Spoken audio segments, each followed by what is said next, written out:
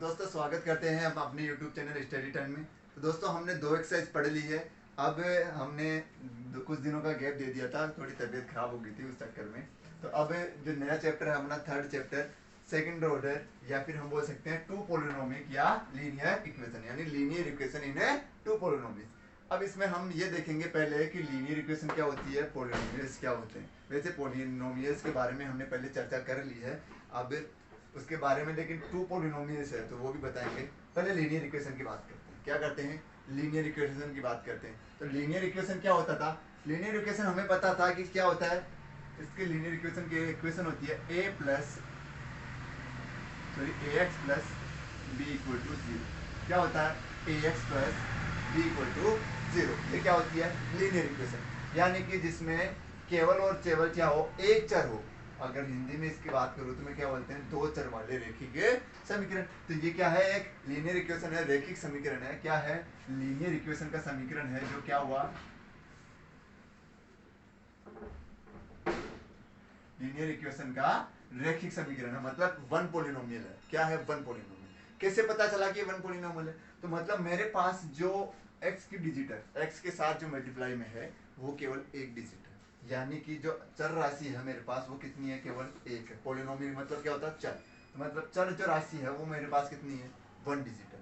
अगर यहाँ पर दो डिजिट आ जाती तो क्या हो जाता, टू पोलिनोमियल, मतलब दो चर वाले। कैसे, जैसे कि A x plus B Y equal to C. यहाँ सी की वैल्यू पहले इधर पक्षांतरण भी कर सकते हैं, साइड में लाके प्लस की जगह माइनस कर सकते हैं। यहाँ पे आप देख सकते थे कांस्टेंट। आगे बात समझ। यहाँ पर देखो मेरे पास जो चर है पोलिनोमियल है वो कितने हैं, दो।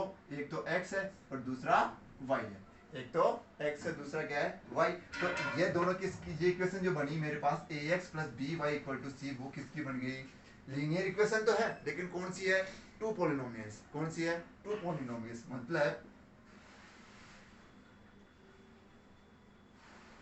Linear equation with to polynomial या इन टू पोलिनोमियल्स। ठीक है, ये कौन सी थी, वन पोलिनोमियल्स।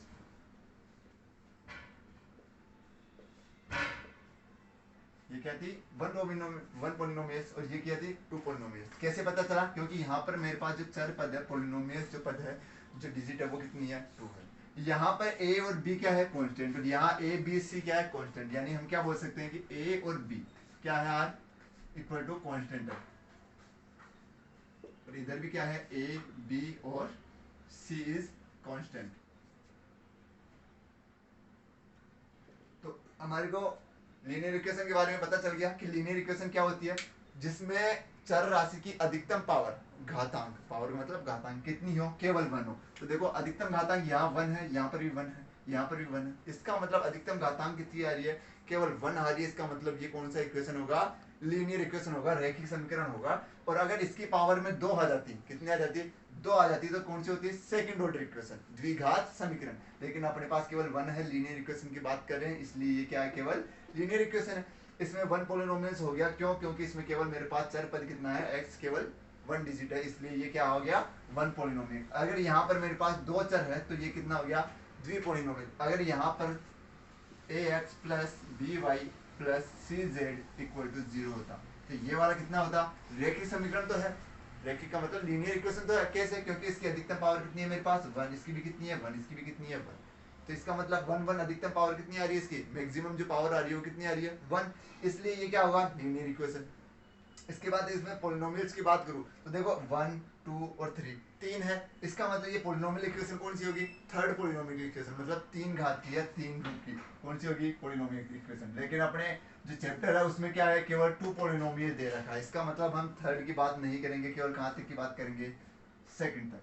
अगर आपको ये पता चले कि अगर यहाँ चार आ जाए तो चार पोलिनोमियल, पांच आ जाए तो पांच पोलिनोमियल, वो n तक चलता रहेगा, कोई दिक्कत नहीं है। n मतलब natural number, n equal to क्या हो गया, नेचुरल नंबर, जो वन से स्टार्ट होती है और कहाँ तक चलती हो, इन्फिनिटी तक। ये बात हमने पहले देख ली थी, ठीक है। अब देखो यहाँ के बाद, इसके बाद चैप्टर का जो इंट्रोडक्शन था वो हो गया कि लीनियर इक्वेशन क्या था, उसके बारे में देख लिया। जो पोलिनोमियल क्या होते हैं वो देख लिया, वन पोलिनोमियल क्या होते हैं, सेकंड पोलिनोमियल क्या होते हैं। इसका जो फर्स्ट क्वेश्चन है वो देखते हैं। फर्स्ट क्वेश्चन, डस्टर कहाँ गया। फर्स्ट क्वेश्चन क्या था कि एक आफताब नाम का एक व्यक्ति है और एक उसकी पुत्री है। तो आफ्ताब की आयु जो है वो उसकी आयु की कब कितने वर्ष पहले कितनी थी, कितने वर्ष बाद कितनी थी, वो देखते हैं। हाँ, तो क्वेश्चन नंबर फर्स्ट बताइए क्या है, पढ़िए। थर्ड पॉइंट फर्स्ट क्वेश्चन है, आफ्ताब अपनी पुत्री से कहता है कि 7 वर्ष पूर्व में तुमसे 7 गुनी आयु का था। आफ्ताब क्या बोलता है कि 7 वर्ष पहले मैं अपनी पुत्री की आयु से कितने गुनी था, 7 गुना था। अब से 3 वर्ष बाद, अब से कितना, 3 वर्ष बाद तुमसे केवल 3 गुना रह जाऊंगा। तो बताइए आफ्ताब की और उनकी पुत्री की आयु क्या थी, ग्राफीय रूप से इसको क्या करना है, सोल्यूशन करना है। तो देखो क्वेश्चन क्या बोला कि आफ्ताब की आयु 7 वर्ष पूर्व उसकी पुत्री की आयु की 7 गुना थी। कितने, 7 टाइम थी। मतलब हम सपोज करते हैं, लेट करते हैं, माना कि, अब देखो मैं जो मेरे पास कमेंट आ रहे थे, सर आप इंग्लिश में थोड़ा ज़्यादा पढ़ाते हो, तो मैं उनके हिंदी वालों के लिए बता रहा हूँ की बात कि माना लेट, इंग्लिश में ले तो लेट लिख लेना, हिंदी में माना, मार्कर में इंक नहीं आ रही, क्या बात है, माना आफ्ताब की वर्तमान आयु x है, क्या है, x है, तथा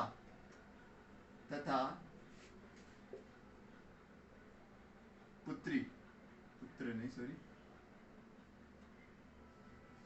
की वर्तमान आयु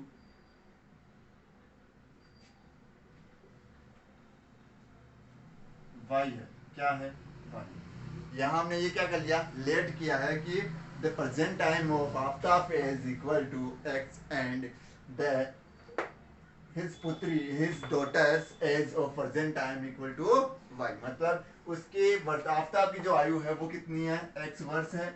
यहाँ वर्ष वो लिख दो तो बेटर रहेगा, यहाँ भी वर्ष लगा दो आप, क्योंकि वर्ष की बात कर रहे हैं इसलिए। तो आफ्ताब की जो वर्तमान आयु है, प्रेजेंट आयु है, वो कितनी है, x वर्ष, और उसके पुत्री की जो आयु है वो कितनी है, y वर्ष। अब क्वेश्चन के अनुसार, अकॉर्डिंग टू क्वेश्चन या प्रश्नानुसार,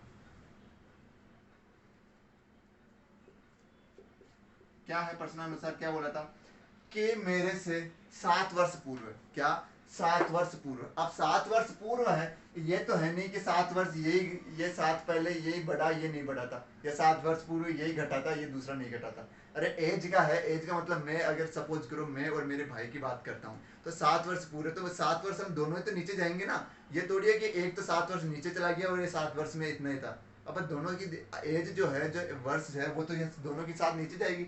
इसका मतलब 7 वर्ष पूर्व क्या हुआ, लिखो 7 वर्ष पूर्व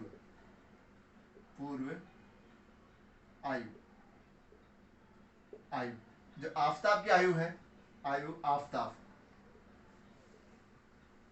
जो है उसकी आयु कितनी होगी, x माइनस का 7। कितनी होगी, x माइनस का 7। उसकी पुत्री की आयु कितनी होगी, पुत्री की जो आयु होगी वो कितनी होगी, y माइनस 7। ठीक है। अब बोला है उसने कि 7 वर्ष पूर्व आयु कितनी होगी, x, अभी x का है तो 7 वर्ष पूर्व पहले का कितना होगा, 7 माइनस x, और उसकी पुत्री कितनी होगी, y माइनस 7। अब देखो ये बोला कि इस 7 वर्ष पूर्व में मैं उसकी कितनी आयु का था, 7 गुना था, 7 टाइम था, या 7 गुना था। कौन था, आफ्ताब था। तो 7 गुना अगर आफ्ताब करूंगी मैं, 7 वर्ष पूर्व कितना था, x minus 7 equal to y minus 7। अभी तो इक्वल नहीं है, क्यों, क्योंकि इसने बोला कि मैं 7 वर्ष पूर्व उसकी आयु का 7 गुना था। कौन था, आफ्ताब उसकी कितने गुना था, 7 गुना। अगर इन दोनों को मैं इक्वल लाऊं, इन दोनों को मैं अगर इक्वल लाता हूं यहाँ, तो क्या करना पड़ेगा मुझे कि उसकी पुत्री की आयु को 7 से मल्टीप्लाई करना पड़ेगा। क्यों, अगर इसको मल्टीप्लाई करता हूं तो 7 गुना तो पहले से ही था, और 7 से और मल्टीप्लाई करूंगा तो ये कितने का टाइम मल्टीप्लाई हो जाएगा, ये तो 49 टाइम हो जाएगा ना, ये तो 49 टाइम बड़ा हो जाएगा। जबकि बराबर इक्वल लाना था अपने को, बराबर लाना था, उसके लिए मैं किसको मल्टीप्लाई करूंगा, उसकी पुत्री को। अगर उसकी पुत्री को मल्टीप्लाई करूंगा तो दोनों की जो एज आएगी 7 साल पूर्व, वो क्या आएगी, इक्वल आएगी। तो इसको इक्वेशन नंबर मैंने फर्स्ट दे दिया। इसको सोल्व करता हूँ, क्या हुआ, x माइनस का 7 इक्वल टू 7y माइनस का 49। यहाँ y जो है वो प्लस का था, इधर आके माइनस का हो गया, माइनस का 7y इक्वल टू, ये माइनस का था 7, इधर आके प्लस का हो गया, तो प्लस का 7 इसमें से लेस करता हूं मैं, माइनस का 49 प्लस का 7, इसको सोल्व किया मैंने, कितना आ गया मेरे पास, देखो प्लस को माइनस का क्या है 49 और यहाँ प्लस का क्या है 7, तो डिजिट बड़ी किसकी है माइनस की, इसका मतलब साइन किसका आएगा माइनस का। 49 में से 7 अगर मैं लेस करता हूँ तो कितना बचता है मेरे पास 42, जो इक्वेशन है वो क्या आ गई 7x माइनस का 7y इक्वल टू माइनस का 42, ये क्या आ गई इक्वेशन नंबर सेकंड। आ गई यहाँ तक बात समझ में, इस इक्वेशन को आपको ध्यान में रखना है। इसके बाद इसके बाद उसने बोला है कि 3 वर्ष बाद, मतलब 3 ईयर ओल्ड, 3 इयर्स बाद। अब बात करते हैं 3 इयर्स बाद की, वही प्रश्नानुसार।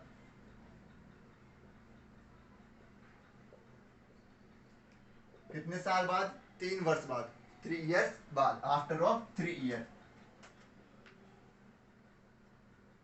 3 वर्ष बाद।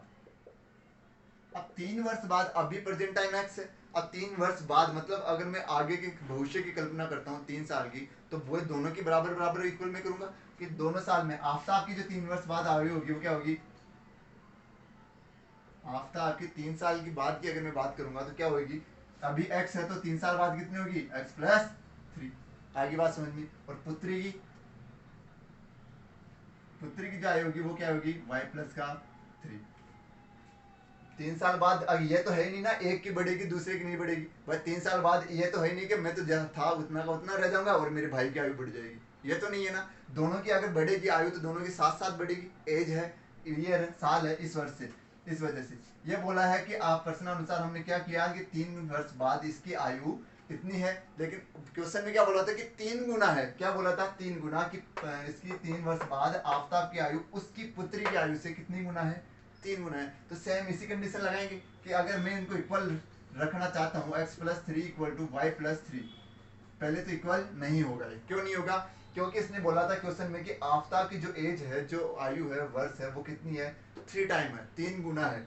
अगर इसको 3 गुना में, ये पहले से 3 गुना बड़ा है किससे, अपनी पुत्री से, अगर इसको बराबर लाना चाहता हूं मैं तो क्या करूंगा, उसकी पुत्री को 3 से मल्टीप्लाई कर दूंगा, यानी 3 गुना किसको बना दूंगा उसके पुत्री को। अगर उसकी पुत्री को मैं अगर 3 गुना बना देता हूं तो इन दोनों की एज क्या आ जाएगी, फिर बराबर क्या आ जाएगी, इक्वल आ जाएगी, बराबर आ जाएगी।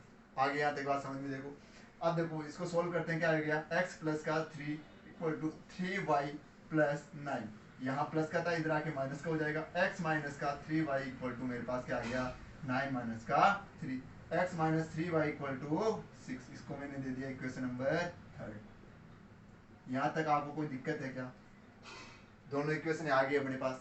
अब इसने आगे क्वेश्चन में बोला था कि इसका जो इक्वेशन आ जाए, ग्राफ आ जाए, इक्वेशन आ जाए, उनको ग्राफीय रूप से क्या करना है, सॉल्यूशन फाइंड आउट करना है, हल करना है, किससे, ग्राफीय रूप से। अब ग्राफीय रूप से बात करता हूं तो दोनों के हम क्या बनाते थे, पहले बॉक्स बनाते थे जिसमें x और y की वैल्यू निकालते थे, क्योंकि ग्राफ बनाने के लिए अपने को क्या चाहिए, एक तो x एक्सिस और एक क्या चाहिए y एक्सिस। इसका मतलब x और y दोनों की क्या चाहिए, वैल्यूज चाहिए। जब x और y की वैल्यूज आ जाएगी तो हम ग्राफ बनाएंगे। तो देखो इन दोनों इक्वेशनों से इतना अगर स्क्रीनशॉट लेना चाहो तो आप ले सकते हो। अब इन दोनों इक्वेशनों से हम क्या निकालेंगे, x और y की वैल्यू निकालेंगे। तो देखो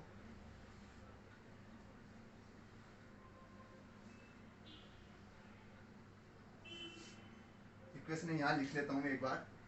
इक्वेशन नंबर जो फर्स्ट है वो क्या है मेरे पास, x minus 7y equal to minus का 42, और सेकेंड इक्वेशन है x minus 3y equal to 6। ये क्या है इक्वेशन नंबर सेकेंड, इनको मिटा देता हूँ यहाँ से। अब देखो ग्राफीय रूप कैसे निकालते थे हम, इक्वेशन नंबर में हम क्या लेते हैं, पहले फर्स्ट लेते हैं, इक्वेशन नंबर फर्स्ट को लेता हूँ मैं, क्या है मेरे पास, according to equation number first, या एक समीकरण नंबर 1 को सोल्व करने पर या हल करने पर, समीकरण 1 को हल करने पर,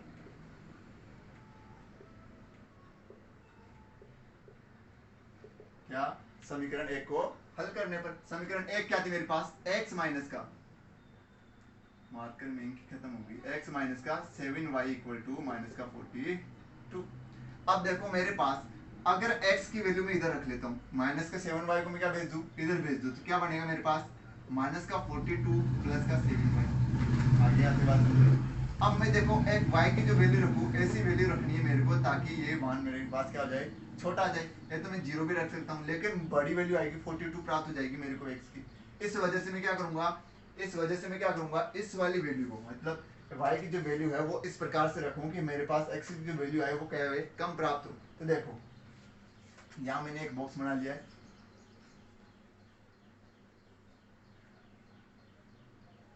यहाँ x है, यहाँ y है। अब देखो y की जगह में क्या रखता हूँ, लेट।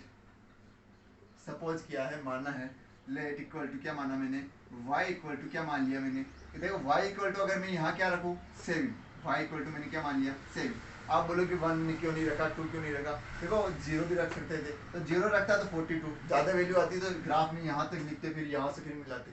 इससे बढ़िया है ना कुछ वैल्यू x के रख लो कि इक्वल, लगभग मान इक्वल आ जाए। तो देखो यहाँ रखा मैंने y इक्वल टू कितना, 7 रखो समीकरण में, समीकरण को सोल्व करो, x इक्वल टू माइनस का 42 प्लस 7 इंटू 7, ठीक है। करो सोल्व, क्या आया, माइनस का 42 प्लस का 49, 49 में से जब 42 लेस करा तो कितना बच गया मेरे पास, 42 लेस करूंगा तो कितना बच गया, 7, कितना बच गया, 7, किसका, प्लस का। तो x की वैल्यू कितनी प्राप्त होगी, प्लस का 7, कब, जब मैंने y की वैल्यू भी क्या रखी, 7, यानी कि 7 और 7। यहाँ तक कोई दिक्कत है। इसके बाद अगर मैं क्या रखूँ, y इक्वल टू क्या रखूँ, 6 रखूँ, क्या रखूँ, y इक्वल टू 6 रखूँ, तो देखो क्या आएगा मेरे पास, x इक्वल टू माइनस का 42 प्लस 7 इंटू 6 रखो, माइनस का 42 प्लस का 42, ठीक है। तो क्या आएगा, 42 से 42 कैंसिल आउट, क्या बच गया, 0, किसकी वैल्यू, x की वैल्यू। x की वैल्यू कितनी प्राप्त हो जाएगी, 0, कब, जब मैंने y की वैल्यू कितनी रखी, 6, तो x की वैल्यू कितनी प्राप्त हुई, 0। आगे बात समझ में। इसी प्रकार इक्वेशन नंबर सेकंड को सोल्व करने पर, इक्वेशन नंबर सेकंड, समीकरण 2 को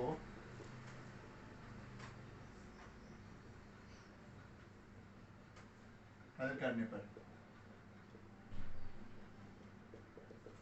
दोनों समीकरण 2 को हल करने पर, समीकरण नंबर 2 क्या थी मेरे पास, x माइनस का 3y इक्वल टू 6, ये क्या थी समीकरण नंबर 2।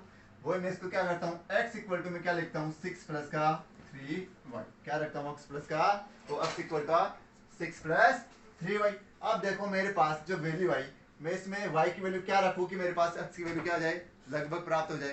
तो देखो x इक्वल टू क्या हो जाएगा मेरे पास, y की वैल्यू में क्या रखूँ, y इक्वल टू अगर मैं क्या रखूँ, 0 रखता हूँ, क्या रखता हूँ, y इक्वल टू 0 रखता हूँ, तो क्या होता है, x equal to 6 plus 3 into 0, तो x इक्वल टू क्या आ गया मेरे पास, 6 प्लस 0, तो x की वैल्यू कितनी आ गई, 6। आगे बात समझ में। तो यहाँ पर कैसे लिखा मैंने कि जब मेरे पास y की वैल्यू मैंने कितनी रखी, 0, तो x की जो वैल्यू आई वो कितनी आ गई मेरे पास, 6, क्या आ गई, 6। देखो इसके बाद अगर मैं क्या रखूँ, y की जो वैल्यू है वो वहाँ यहाँ क्या रखता हूँ, 1, y इक्वल टू क्या रखा मैंने, 1, ये भी क्या किया मैंने, लेट किया है, क्या किया है, लेट, सपोज किया है। y इक्वल टू अगर 1 रखता हूँ तो इक्वेशन क्या बनती है मेरे पास, x equal to 6 plus 3 into 1 रखो, x इक्वल टू क्या हो गया, 6 प्लस का 3, x इक्वल टू क्या आ गया मेरे पास, 3 प्लस 3 और 6 प्लस 3 का 9, मतलब x की जो वैल्यू आ गई वो क्या आ गई, 9।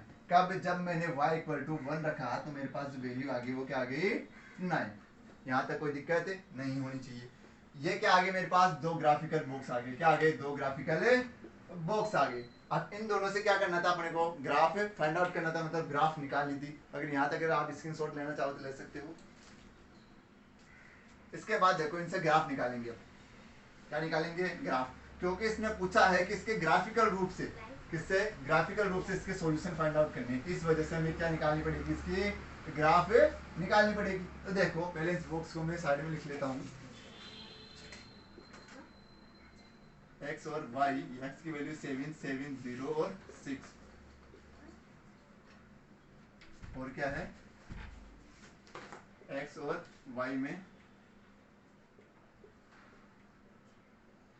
6 0 और 9 1। देखो इनसे ग्राफ निकालते हैं। तो देखो सबसे अधिकतम x की वैल्यू अधिकतम कितनी है, 6, और इधर कितनी है, 9। तो जो 9 वाला पॉजिटिव पार्ट है वो क्या आएगा, लंबा। इसका मतलब जो y की जो वैल्यू आएगी वो करीबन ऐसे इधर इधर खींचनी है। कैसे, ग्राफ का जो पेज होता है वो ऐसे आता है, ठीक है। अगर आप, अधिकांश बच्चे क्या करते हैं, इसके बीच में से लाइन खींच देते हैं, ये लो। अब बड़ी आ गई, यहाँ वैल्यू 9 आ गई, 10 आ गई। अब देखते हैं यहाँ खाने तो 8 ही रह गए, अब 10 कैसे लिखी, सोचने लग जाते हैं भाई हमें तो ग्राफ ही नहीं आ रही। तो इस वजह से वो मिटाए ऐसे नहीं, ग्राफ बनाने का एक तरीका होता है। कैसे, कि हमें सबसे पहले ये देखना पड़ता है कि वैल्यू अधिकतम किसकी है। तो वैल्यू देखते हैं सबसे ज्यादा पहले x की कितनी वैल्यू है 9। इसका मतलब ये पार्ट क्या रखना अपने को बड़ा कि y की वैल्यू करीबन यहाँ के आसपास आएगी, करीबन यहाँ आएगी। क्यों? क्योंकि y की वैल्यू ज्यादा है, नेगेटिव में तो एक भी वैल्यू नहीं है ना, एक भी वैल्यू नेगेटिव की नहीं है। इस वजह से इस वाले पार्ट को क्या रखना है, छोटा रखना है और इस वाले पार्ट को बड़ा रखना है। अब देखते हैं कि y की वैल्यू किसकी कौन सी बड़ी रहेगी। तो y की वैल्यू भी कितनी है मेरे पास, अधिकतम 7 है, क्योंकि नेगेटिव की मान नहीं है। इसका मतलब y की वैल्यू क्या आएगी, ऊपर वाला खाना बड़ा, क्योंकि पॉजिटिव पार्ट ये होता है। तो लाइन में करीबन x की वैल्यू यहाँ आएगी और y की वैल्यू ये। कैसे खींचेंगे हम, ऐसे ऐसे खींचेंगे, ठीक है। यहाँ खींचते हैं, यहाँ बॉक्स, ये पेज की थी बात। अब मैं बात करता हूँ पूरे ग्राफ की। देखो ये x एक्सिस है मेरे पास, ये y एक्सिस है मेरे पास। देखो यहाँ 0 0 होता है कोऑर्डिनेट, यहाँ 8, यहाँ 1 आता है, यहाँ 2, यहाँ 3, यहाँ 4, ये 5, ये 6, 7, 8 और 9। यहाँ 1, यहाँ 2, यहाँ 3, यहाँ 4, यहाँ 5, यहाँ 6 और यहाँ 7। ये वैल्यू सबके इक्वल होती है। पैमाना हमारे को मानना पड़ता है कि एक बड़ा खाना बराबर या एक बड़ा बॉक्स बराबर या कैपिटल बॉक्स बराबर 1 इकाई। 1 इकाई मतलब 1 यूनिट, कि 1 यूनिट हमने 1 इकाई मानी है, जितना डिफरेंस मानते हैं उतना। तो आप पैमाना, यहाँ पैमाना जरूर लिख देना कि पैमाना बराबर एक्स एक्सिस, पैमाना एक्स एक्सिस, एक्स एक्स पर एक बड़ा खाना बराबर 1 इकाई। इसी प्रकार y एक्सिस पे, y एक्सिस पे भी क्या लिखोगे, सेम यही, एक बड़ा खाना बराबर 1 इकाई। ये क्या था, इसका पैमाना था। अब इसके बाद देखो हमारे पास अब ग्राफ बनाते हैं। यहाँ में नेगेटिव में लिखने की जरूरत नहीं है, क्योंकि नेगेटिव की कोई वैल्यू नहीं है, तो वैल्यू नहीं है तो लिखने की कोई जरूरत नहीं है। देखो y की अधिकतम वैल्यू क्या है मेरे पास, 7। कितनी है, 7। कहाँ 7, ये रहा। x की अधिकतम वैल्यू कितनी है, 7। 7 कहाँ है, ये रहा। तो देखो ये 7 कहाँ पर कटता है अपने पास, ये सपोज करना है। ये लाइन खींचनी नहीं है, एग्जाम में इस लाइन खींचनी नहीं है, मैं केवल आपको यहाँ सपोज करके बता रहा हूँ। कहाँ कट रहा है करीबन, ये देखो यहाँ पर। कहाँ कट रहा है, यहाँ पर। लाइन वहाँ एग्जाम में खींची हुई आती है, तो वहाँ आपको बस केवल यहाँ दिशा करके देखना होता है कि हाँ यहाँ पॉइंट है। तो पॉइंट कहाँ है अपना करीबन यहाँ पर। अब इसको मैं मिटा देता हूँ, यहाँ आएगा इसका लगभग पॉइंट, ठीक है। अगला पॉइंट है मेरे पास, x की वैल्यू कितनी है, 0। इसका मतलब x 0 है, तो जो वैल्यू आएगी वो कौन से ग्राफ पे, जो पॉइंट आएगा कौन से आएगा, y पे आएगा, क्योंकि x की वैल्यू क्या है, 0। अगर y की वैल्यू 0 होती तो वो पॉइंट किस पे आता, x एक्सिस पे, ठीक है। तो मेरे पास y की जो वैल्यू आई वो कितनी है, 6। तो पॉइंट जो बनेगा वो कहाँ बनेगा, यहाँ पर। आगे बात समझ में। अब इस पॉइंट को क्या करना, अपने को मिलाना है। क्या करना है, मिलाना है, ठीक है। ये मिला दिया हमने। ये कौन सी थी, इक्वेशन नंबर फर्स्ट। जो इक्वेशन नंबर फर्स्ट थी वो यहाँ लिख देना। इसके बाद अगली वैल्यू है मेरे पास, x की वैल्यू कितनी है, 6 और y की वैल्यू कितनी है, 0। x की वैल्यू कितनी है, 6 और y की वैल्यू कितनी है, 0। मैंने कहा था अगर y 0 हो तो जो पॉइंट आता है वो किस पे आता है, x एक्सिस पे। इसका मतलब पॉइंट कहाँ आएगा, यहाँ पे, ठीक है। इसके बाद देखो x की वैल्यू कितनी है मेरे पास, 9। x की वैल्यू कितनी है, 9, और y की वैल्यू कितनी है, 1। 1 कहाँ, ये रहा। कहाँ कटेगा, ये करीबन यहाँ पे, ठीक है। तो इसको और इसको मिला दो,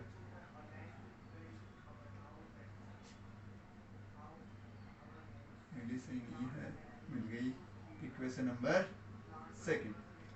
आगे बात समझिए, जो इसके ग्राफिकल मीन है वो क्या आएगा, ये क्या था अपना क्वेश्चन नंबर फर्स्ट। मैं सोचता हूँ कि यहाँ तक आपको कोई भी परेशानी नहीं होनी चाहिए, कोई दिक्कत नहीं होनी चाहिए। ये इस क्वेश्चन का आंसर आप आराम से कर सकते हो। आप इसका स्क्रीनशॉट लेना चाहो तो ले सकते हो। क्वेश्चन नंबर 2 सेकंड था, वो क्या था, क्वेश्चन नंबर 2 है, क्रिकेट टीम के एक कोच ने 3,900 रुपए में 3 बल्ले तथा 6 गेंदे खरीदी। कितने, 3 बल्ले और 6 गेंदे कितने रुपए की खरीदी, 3,900 रुपए की। बाद में उसने एक और बल्ला, कितने रुपए का, एक और बल्ला और उसी प्रकार की 2 गेंदे कितने में खरीद ली, 1,300 रुपए में खरीद ली। यहाँ इस क्वेश्चन में देखो इंग्लिश मीडियम वाले है ना, उनके 2 की जगह 3 दे रखा है। 2 गेंदों की जगह कितनी गेंदे दे रखा है, 3 गेंदे दे रखा है। तो आप इंग्लिश मीडियम वालों, आपको करेक्शन करना है, यहाँ पर क्या करनी है, केवल 2 गेंदे करनी है, ठीक है।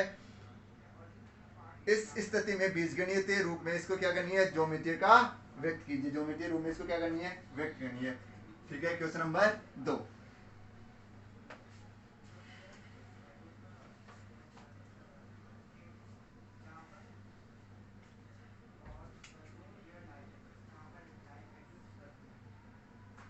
3 बल्ले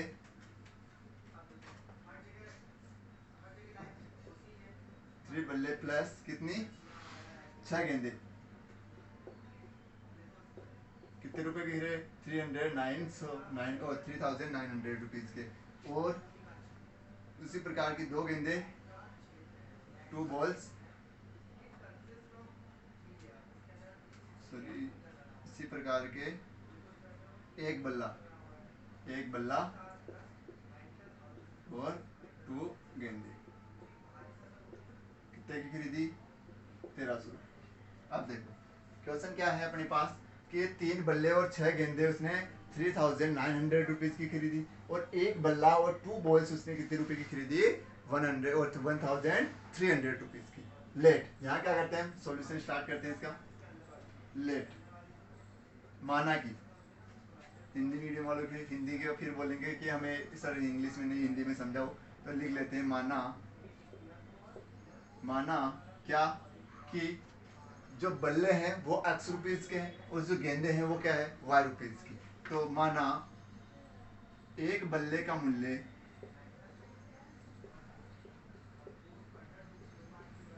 the cost of one bat मूल्य equal to x rupees, x रुपए, कितना है x रुपए, and the cost of one ball equal to y rupees, यानी कि एक गेंद का मूल्य,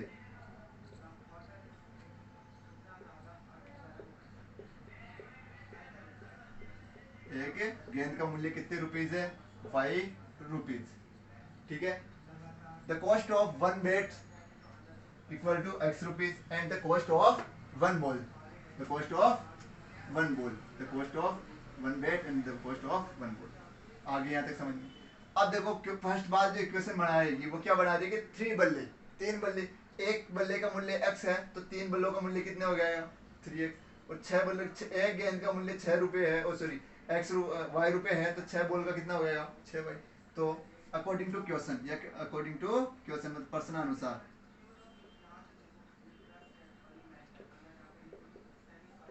क्या हुआ मेरे पास 3x प्लस का 6y इक्वल टू कितने रुपीज 3900 रुपीज। आगे यहाँ तक बात समझ 3900 रुपीज।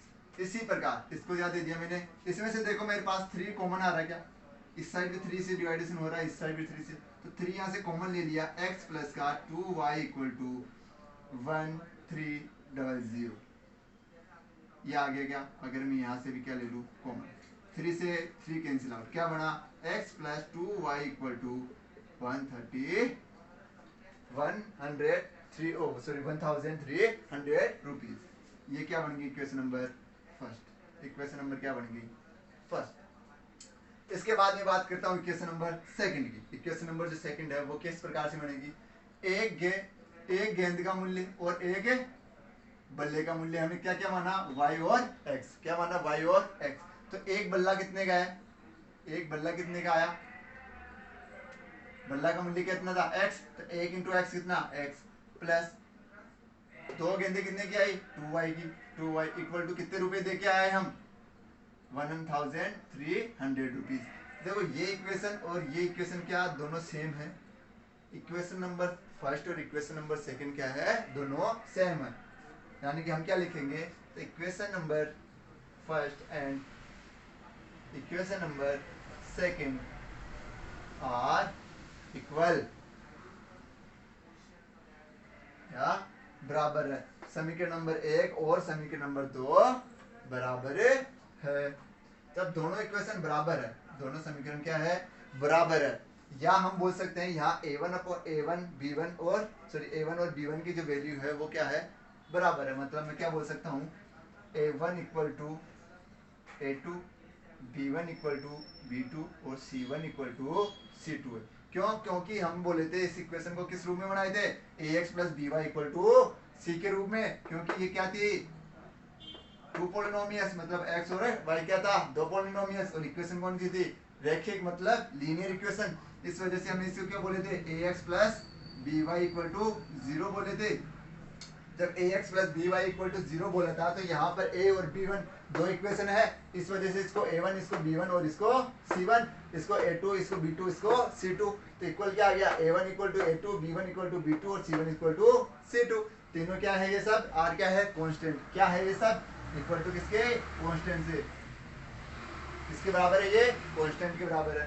अब देखो इक्वेशन में जब ग्राफ बनाऊंगा तो ये क्या है कि दोनों की ग्राफ एक ही लाइन पे आएगी, किस पे, एक ही लाइन पे। देखो किस प्रकार से, पहले मैं क्या बनाता हूँ इसका बॉक्स, समीकरण क्या है मेरे पास, x plus 2y equal to 1300। देखो x इक्वल टू क्या लिखूंगा 1300 माइनस 2y। अब y की वैल्यू क्या रखूं कि मेरे पास यहाँ से कम वैल्यू प्राप्त हो जाए, कम से कम वैल्यू प्राप्त हो जाए। देखो ये 1 रखूंगा तो फिर 39, इसमें से 1299, और अगर 2 माइनस करूंगा तो 98। तो इससे बढ़िया है कि ऐसे रखो 200 300 400 उसमें रखो, क्योंकि वैल्यू क्या है, पैमाना हम क्या मानेंगे 100 200 300 ऐसे मान लेंगे, एक बड़ा खाना बराबर या बड़ा बॉक्स बराबर, कैपिटल बॉक्स बराबर। देखो y इक्वल टू अगर मैं यहाँ पर क्या मानूं 600, क्या मानूं 600, y इक्वल टू मैंने क्या मान लिया 600, ये क्या किया है लेट किया है, लेट माना है, ठीक है। तो क्या हो गया देन, तब क्या होगा, तब क्या होगा मेरे पास x equal to 1300 minus 2 into 600, 600 को 2 से मल्टीप्लाई करूंगा तो 1200, तो x इक्वल टू क्या हो गया 1300 माइनस 1200, कितना बच गया ओनली 100, क्या बच गया ओनली 100। इसका जो बॉक्स बना वो क्या बनेगा, x और y में जब y की वैल्यू मैंने कितनी रखी 600, कितनी 600, तो x की जो वैल्यू आई वो कितनी आई 100, कितनी आ गई 100। इसी प्रकार देखो y इक्वल टू, इसी प्रकार लिखना, इसी प्रकार y इक्वल टू में क्या रखता हूँ, y इक्वल टू के बाद में क्या रखता हूँ 500, क्या रखता हूँ 500, क्या आता है मेरे पास x equal to 1300 minus 2 into 500 equal to 1300 minus 1000, कितना बच गया 300। कब, जब मेरे पास y की जो वैल्यू है वो मैंने कितनी रखी 500, तो x की जो वैल्यू आई वो कितनी आई 300। यहाँ तक कोई दिक्कत। अब देखो सेम यही क्या थी इक्वेशन नंबर सेकंड, तो मेरे पास इक्वेशन नंबर सेकंड की भी जो वैल्यूज आएगी वो क्या आएगी सेम डिटो यही आएगी। अब देखो इसकी ग्राफ की बात करते हैं, क्या करते हैं इसकी ग्राफ की बात करते हैं। तो देखो इसकी ग्राफ किस प्रकार से बनेगी, x की अधिकतम वैल्यू कितनी है 600, तो रखो 100 200 300 400 500 और 600, ये 500 ये 400 ये 300। इधर y की अधिकतम वैल्यू, सॉरी ये तो x की वैल्यू है, x की तो 300 तक ही थी, x की y की जो वैल्यू है वो कितनी तक है 600 तक, 100 200 300 400 500 और 600। ये y एक्सिस, ये x एक्सिस, ये y डैश, ये x डैश, यहाँ 0 0, ये वैल्यू आपको रखने की कोई जरूरत नहीं है। अब देखो y की अधिकतम वैल्यू 600, ये रहा, x की अधिकतम वैल्यू x की वैल्यू इसके ऊपर कितनी है 100। तो देखो यहाँ से ऊपर जाऊंगा और यहाँ कहाँ कटेगा करीबन यहाँ पे। इसी प्रकार ये 500 किसकी है y की, ये रही, और x की कितनी है 300, 300 कहाँ ये रही, कहाँ कटेगी करीबन यहाँ पे। तो इसकी जो ग्राफ बनेगी वो किस प्रकार से बनेगी,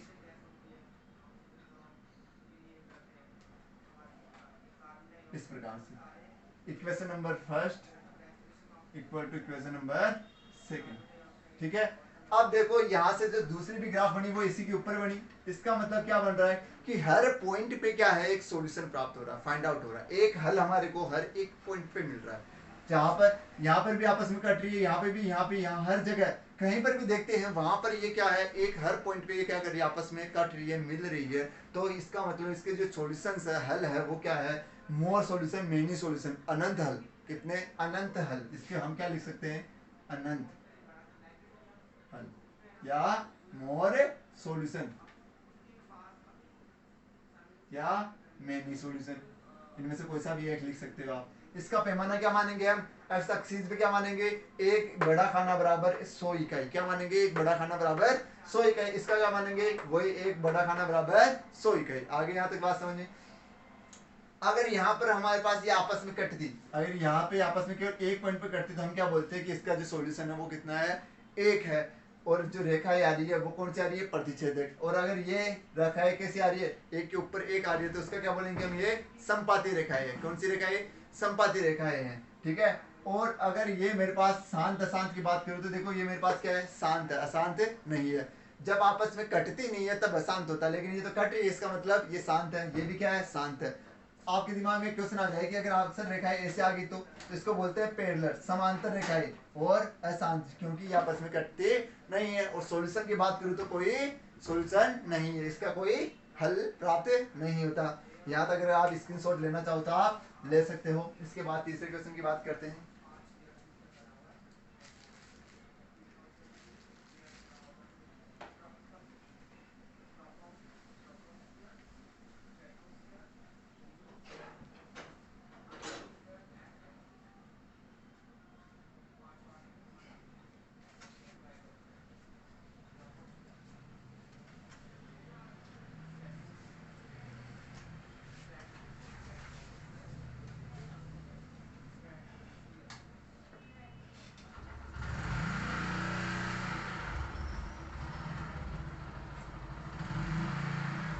देखो क्वेश्चन नंबर 3 की बात करते हैं, कौन से की, थर्ड की। क्वेश्चन नंबर थर्ड क्या है, क्वेश्चन नंबर थर्ड है 2 केजी सेब और 1 केजी अंगूर का मूल्य किसी दिन 160 रुपए था। अब तो भाव बहुत ज्यादा बढ़ गए, आप सोच मत लेना कि अभी जाके खरीद के ला खा लो, सीजन के में ही खाने चाहिए, ज्यादा ऑफ सीजन के नहीं खाने चाहिए। 1 महीने बाद 4 केजी सेब का, अरे बेटे बेटे तो भाव बढ़ जाते हैं, ये तो केवल इन्हीं के बढ़ रहे हैं, इंसानों के बढ़ जाते हैं। तो 1 महीने के बाद 4 केजी सेब और 2 केजी अंगूर का मूल्य 300 रुपये हो जाता है। इस स्थिति में इसको कौन से रूप में बताइए, बीजगणित रूप में, मतलब ग्राफीय रूप में। तो क्या इक्वेशन आई अपने पास कि 3 केजी सेब, सॉरी 2 केजी सेब, 2 केजी सेब प्लस 1 केजी अंगूर, अंगूर का मूल्य कितना है, 160 रुपए। इनका कितने रुपए था, 160 रुपए। 1 महीने बाद बीत गया एक दिन, तो 4 किलो सेब मतलब 4 केजी सेब प्लस 2 केजी अंगूर, 2 केजी अंगूर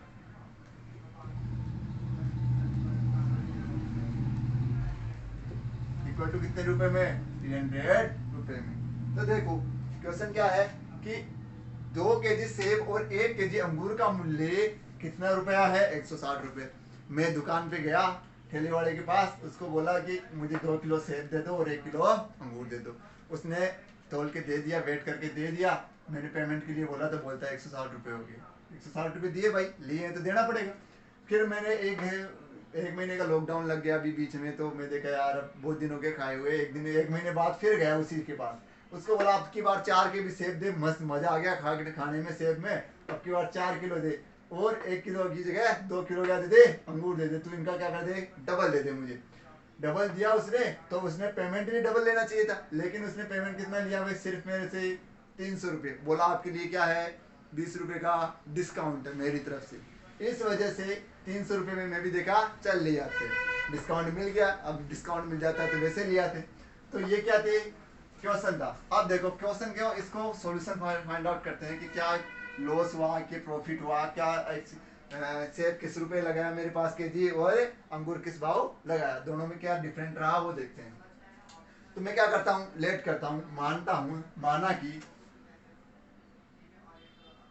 कि सेब 1 केजी सेब, सॉरी 1 केजी सेब इक्वल टू एक्स रुपीज, क्या है, एक्स रुपीज का लगाया उसने, और अंगूर इक्वल टू 1 केजी अंगूर इक्वल टू वाई रुपीज, या वाई रुपीज। 1 केजी सेब का 80 रुपए ले लिया उसने, और 1 केजी अंगूर का वाई रुपीज ले लिया। तो अब देखते हैं किसके प्रश्नानुसार, क्या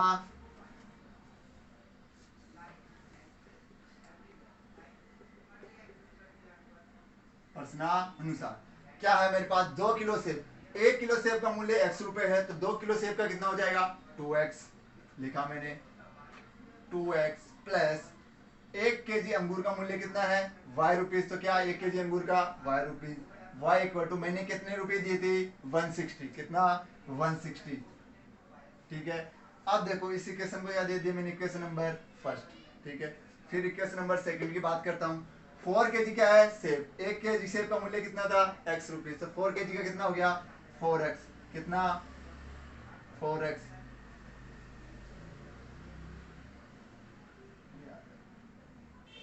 कितना 4x प्लस 2 केजी अंगूर, 1 केजी अंगूर का मूल्य कितना था y रुपीज, तो 2 केजी अंगूर का कितना होगा 2y,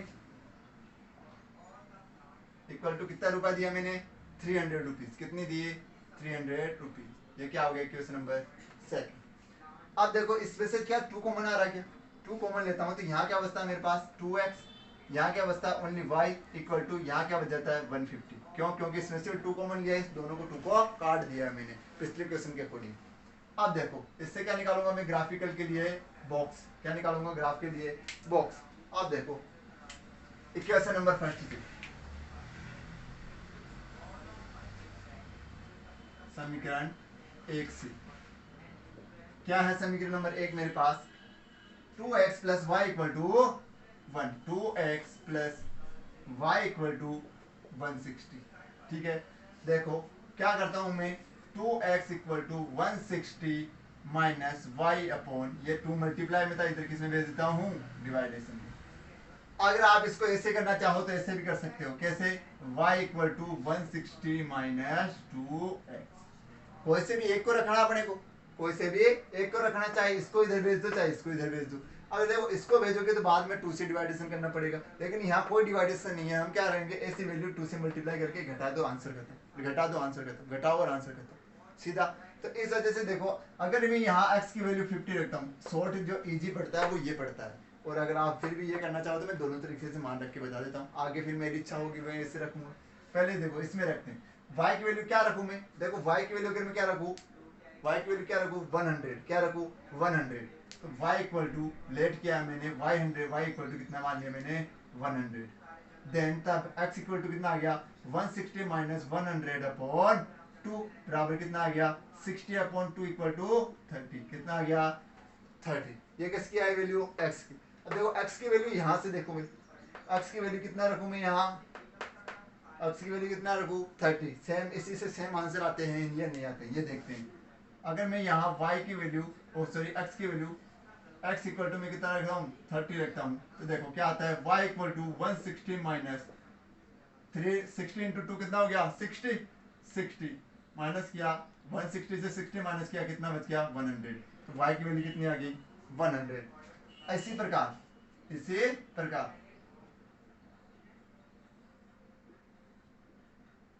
इसी प्रकार देखो अगर y की वैल्यू में कितनी रखूं, y की जो वैल्यू है वो कितनी रखूं मैं 60 रखूं, कितनी रखूं 60 रखूं, y की जो वैल्यू है वो कितनी रख दी मैंने 60 रख दी।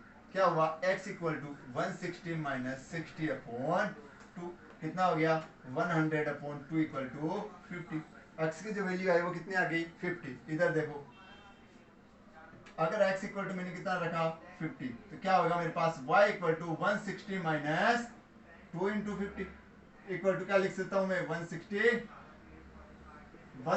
माइनस 100 इक्वल टू 60, क्या मेरे पास y की वैल्यू 60 है। इसका मतलब चाहे ऐसे हल करो चाहे ये सॉल्यूशन करो, दोनों में से आप जो इच्छा हो वैसे भेज के करो, आंसर क्या आएंगे सेम आएंगे। जो इसका बॉक्स बना वो कहाँ क्या बना मेरे पास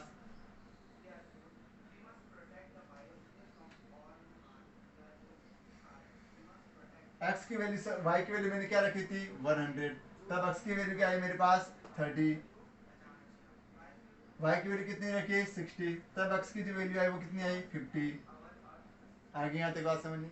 आप इसकी जगह 100 की जगह कुछ और कम रखते, थोड़ी वैल्यू और कम रखते तो यहाँ पर 10 100 नहीं आता, थोड़ी कम वैल्यू आ जाती, लेकिन कोई बात नहीं होता रहता है, कोई दिक्कत नहीं है, आप अपने अकॉर्डिंग रख लेना वैल्यू। इसके बाद इसका समीकरण नंबर 2 को हल करता हूँ। अब मैं इसको रख रहा हूँ, सॉरी इसको रख लेता हूँ और इसको रखता हूँ यहाँ पर, ये साइन यहाँ बना होता हूँ मैं।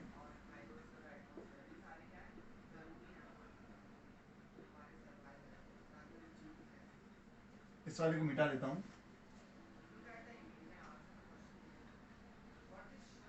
अब देखो इक्वेशन नंबर सेकंड क्या थी मेरे पास, 2x plus y equal to 150 क्या थी, 2x plus sorry 2x plus y equal to 150। देखो वही सेम बात आ जाएगी, तो अब की बार मैं सीधा रख रहा हूँ y equal to 150 minus 2x, ये रख रहा हूँ मैं अब की बार। x इक्वल टू मैंने कितना रख दिया 50, y इक्वल टू कितना हो गया 150 माइनस 50 100 कर दूंगा तो कितना बच गया मेरे पास 50। कब, जब मेरे पास x की वैल्यू 50 आई तो y की वैल्यू भी कितनी आ गई 50। कैसे रख के देख लिया हमने। अब x इक्वल टू मैं क्या रखता हूं यहाँ 50 की जगह रखूं मैं 60 रख लूं, 60 में माइनस की चली जाएगी ना, तो आप एक काम करो 40 रख लो। कितनी रख लो 40। जब x की वैल्यू कितनी रखता हूं मैं 40 तो क्या होता है y equal to 150 minus 80, 150 minus 80 तो कितना हो गया 150 से जब 80 लेस करता हूं तो कितना बचता है मेरे पास 5 और 2 5 0 और 8 दूनी 16 मतलब 9।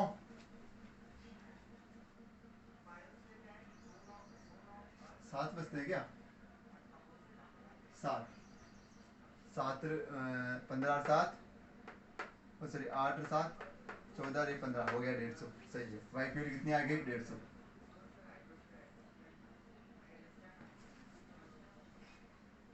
एक्स की वैल्यू कितनी रखी थी मैंने 50, तो वाई की वैल्यू कितनी प्राप्त हुई थी 50। एक्स की वैल्यू कितनी रखी 40, तो वाई की वैल्यू कितनी प्राप्त हुई 70। यहाँ तक कोई दिक्कत है नहीं है ना। अब देखो इसकी क्या निकालता हूँ मैं ग्राफ, इसकी क्या बनाता हूँ आपको ग्राफ।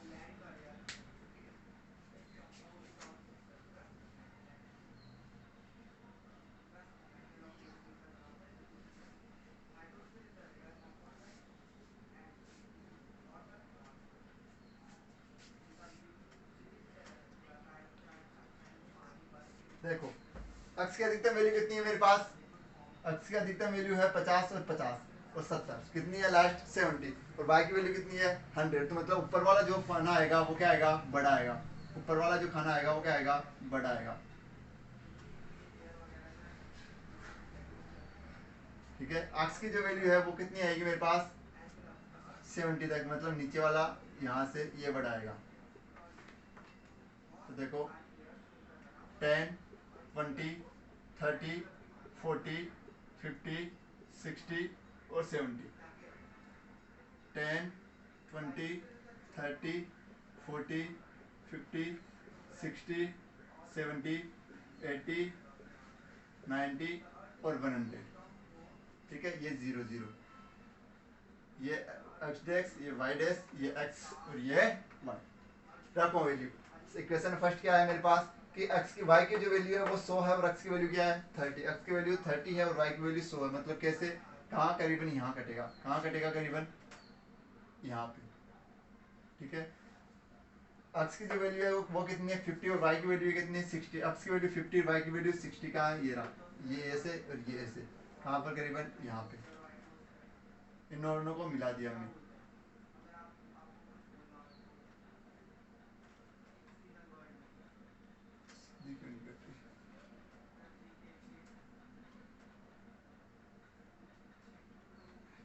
ये क्या है इक्वेशन नंबर,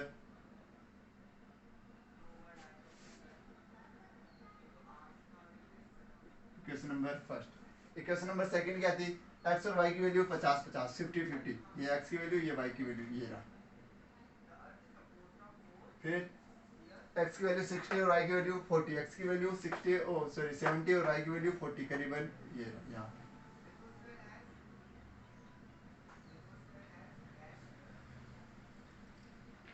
ये क्या इक्वेशन नंबर 6। ठीक है, अगर इसको ऐसे आगे बढ़ा के काटना चाहो तो काट सकते हो और ऐसे रखना चाहो तो ऐसे लिख सकते हो। आगे यहाँ तक बात समझ में। तो यहाँ पर हमारा जो इक्वेशन चैप्टर नंबर 3.1 है, 3.1 3.1 है, जो क्या होता है कंप्लीट होता है। इसके बाद के जो क्वेश्चन आएंगे एग्जाम्पल्स वो आप खुद कर लेना। इसके बाद हम बात करेंगे आगे 3.2 की, किसकी 3.2 की। मैं आशा करता हूँ कि यहाँ तक आपको पूरे क्वेश्चन समझ में आ गए होंगे। अगर आपको कोई भी क्वेश्चन नहीं आता है, कोई समझ में नहीं आता है, तो आप मुझे कॉल करके बता सकते हो, या फिर मैसेज कर सकते हो, या व्हाट्सएप कर सकते हो। हमारे नंबर है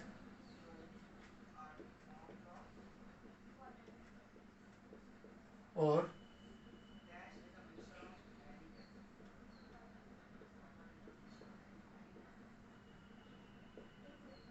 ठीक है।